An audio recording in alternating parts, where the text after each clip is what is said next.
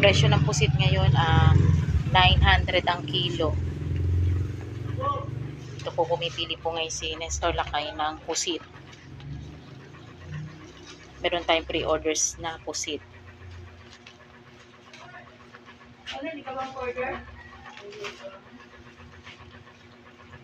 Dito yan sa Rosario, Cavite.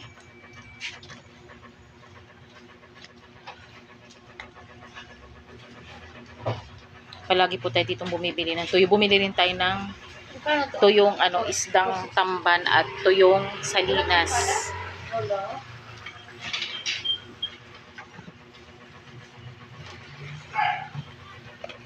May nagpabili sa atin ng ng 1/4 na pusit. Tuyong pusit.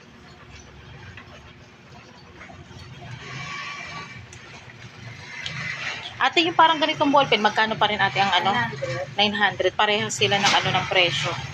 Ito yung ballpen kung tawagin.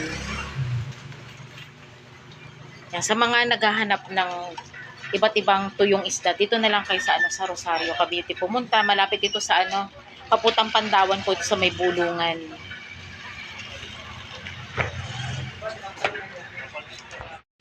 Boss! Pumipili si Nestor Lakay. Boss! So, bumili tayo ng kalahating kilong tuyo at saka tamban, 1/4. Yung ganitong kadaming tamban 30 pesos yung niya. Yung 1/4, 30 pesos. Ito po yung tuyong pusit.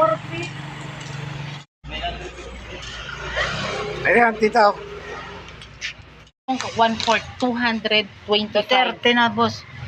Ito yan eh. Ito yung... Ito naman yan. Yan, 225 sa 900. 225 po yung ganitong kadami. Pusit.